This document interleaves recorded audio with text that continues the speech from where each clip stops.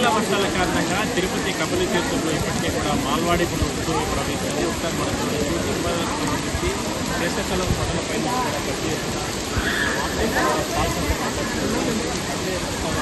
భక్తులందరూ కూడా ఇక్కడ పెద్ద ఎత్తున పెద్ద ఎత్తున స్వామివారిని దర్శనం చేసుకుంటున్నారు. అకాల వర్షాల కారణంగా తిరుమల కొండలపైన భారీగా అవార్మయ్య ఘాట్ తరఫున కూడా ఇప్పటికే కూడా భక్తులకు సంబంధించి దర్శనం ఏర్పాటు చేయడం జరిగింది. ప్రధానంగా తిరుమల శేషాచల అన్ని ప్రాంతాల్లో ఏడుకొండల పైన విపరీతంగా భారీ వర్షాలు కురుస్తున్న నేపథ్యంలోనే భక్తులు కూడా ఆ వారంతా కూడా చేయనటువంటి కొండల పైన కూడా జాలవారుతున్న పరిస్థితి మనం ప్రకృతి అందాలను చూడడానికి తరలి వస్తున్నారు భక్తులు. తిరుమలకు వెళ్ళిన భక్తులతో పాటు తిరుపతి స్థానికులు కూడా తిరుపతి సమీపంలో ఉన్నటువంటి కపిలేశ్వర స్వామి ఆలయాన్ని వద్దకు చేరుకుని ఆ వాటర్ స్టోరేజ్ సెల్ఫీలు తీసుకోవడం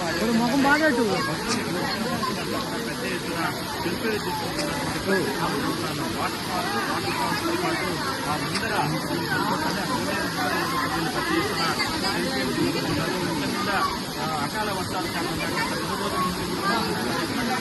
కారణంగానే ఈ రకంగా పైనుంచి కూడా ఈ వాటర్ ఫాల్స్ అంతా కూడా చూస్తున్నాయి మనం చెప్తున్నాం.